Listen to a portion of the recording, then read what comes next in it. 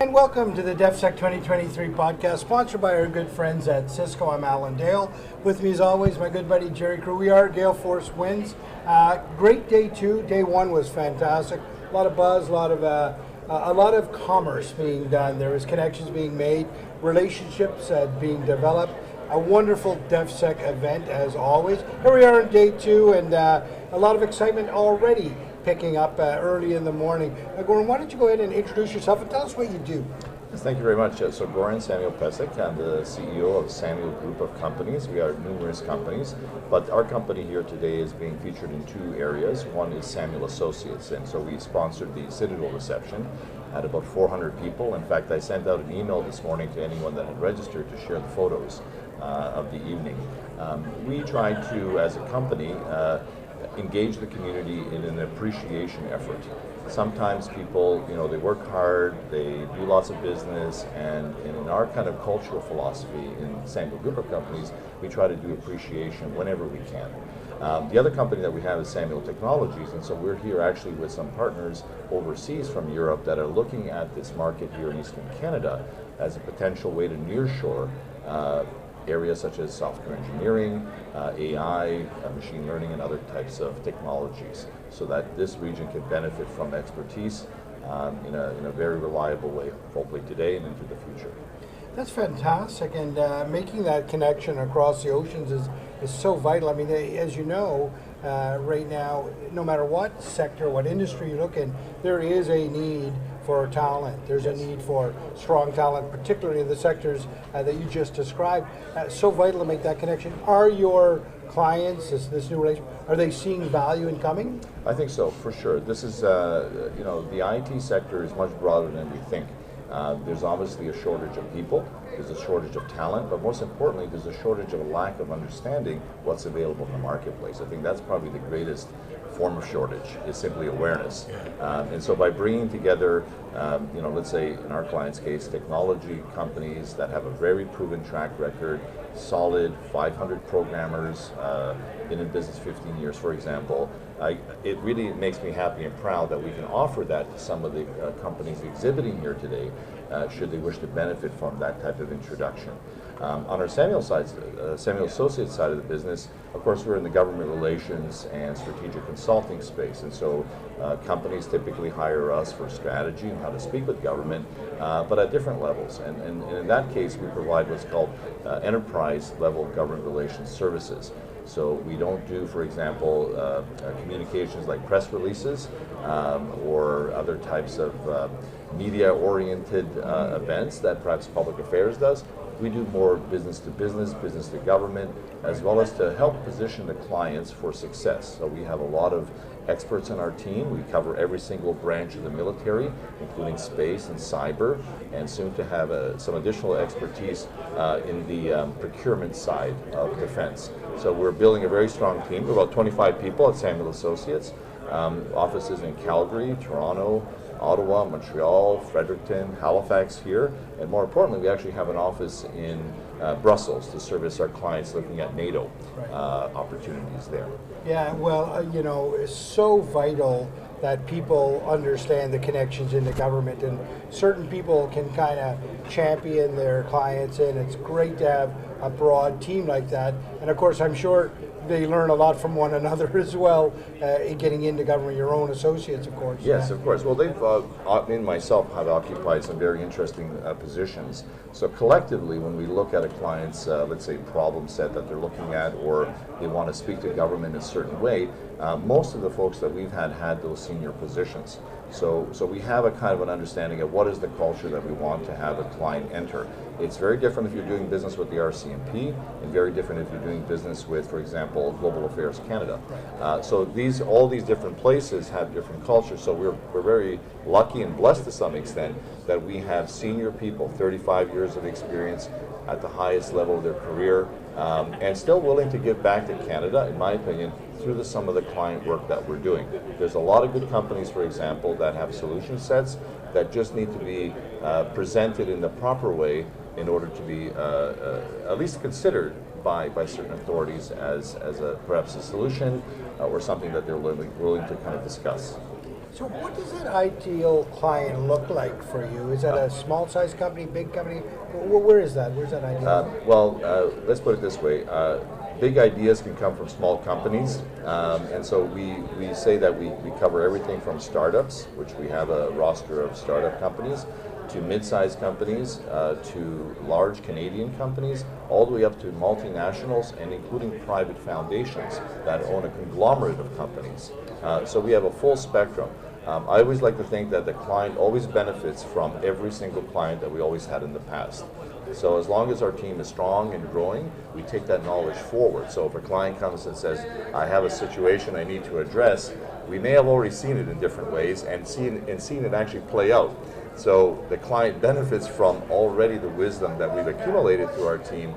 And so when the strategy that we kind of propose or recommend, we know it's going to be effective, and I take satisfaction in that. Yeah, and more likely, a client who starts with one department may find that their technology they're offering, their product, their service might be applicable somewhere else, but as you so rightly point out, moving into that other area is very different, and you've got that whole team there. Exactly. In fact, I would say that a lot of our clients are, let's say, coming from the commercial market, trying to enter the defense, security, national security market.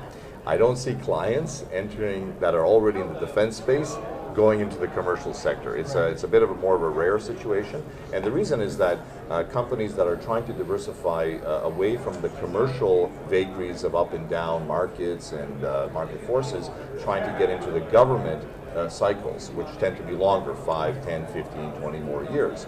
And so that's a diversification strategy that we try to help, again, commercial companies enter the government stream so that they can risk mitigate their operating ultimately as an entity over the long run. So it's a very interesting phenomenon, let's say. But if you know a company that is trying to go from defense into the commercial sector, let me know. I'd like to meet them. You mentioned that you're building a procurement team, expertise and team.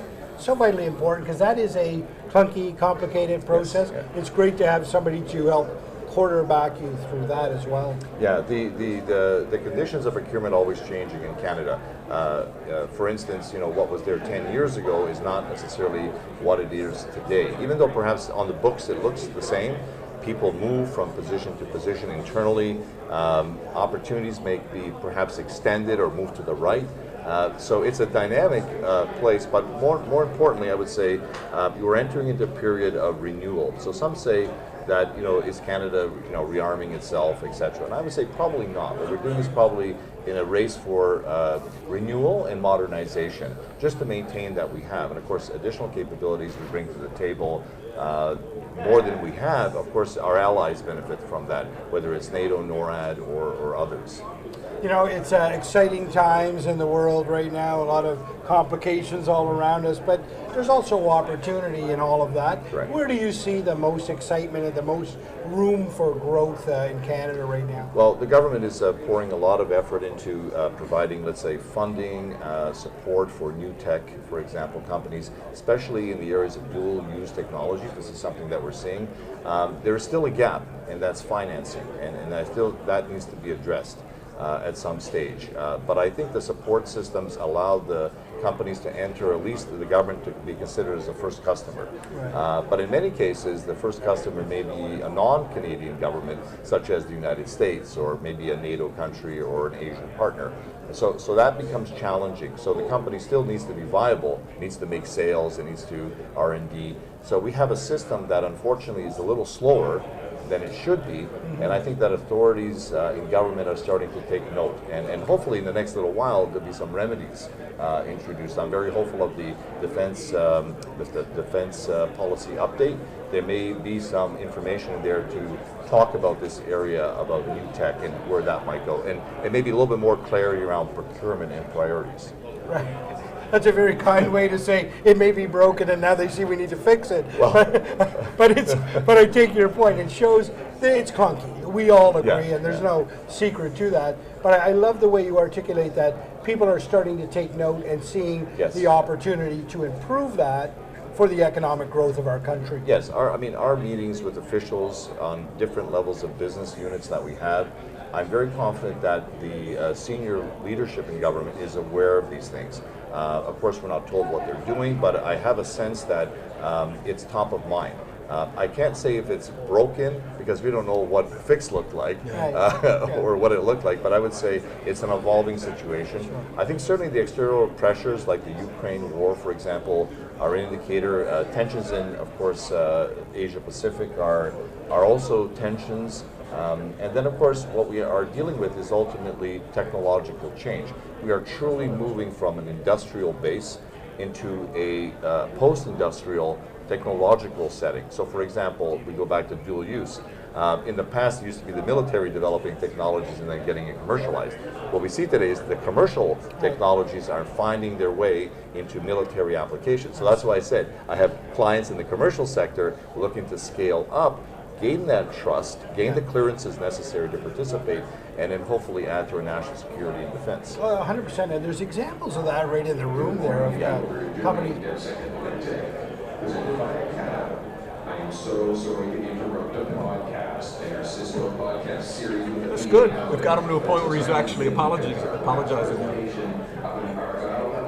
11 minutes in. Is it good? You're finding it interesting? Very fantastic. I have one question I'm going to ask at the end. No problem. Happy to. Sorry if I'm a bit kind of weavering off in certain. Do you want to discuss the event that you're having? Which one? You had an event you showed us yesterday? Yes, sure. We can talk. What do you want to talk about? The NATO conference? Maybe that's something that we can talk about. Talk about the dates, but I'll finish my conversation. Shall we pick it up?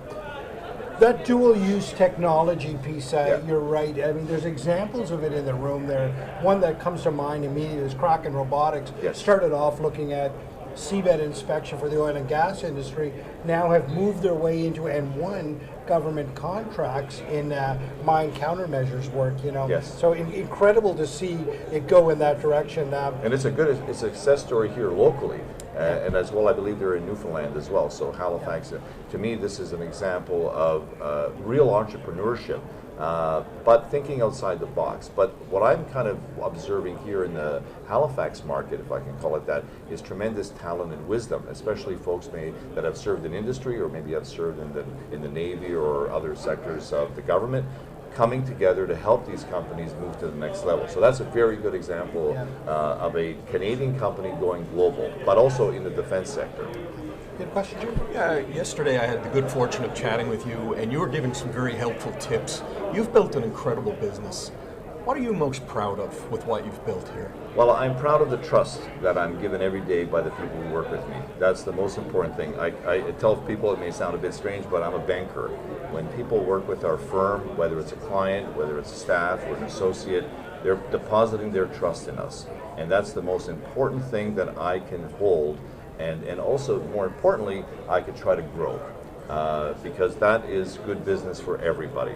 So I just want to say trust is the most important thing. It is the key ingredient. It's the post data. If the oil and the data, trust is up there. Right. So.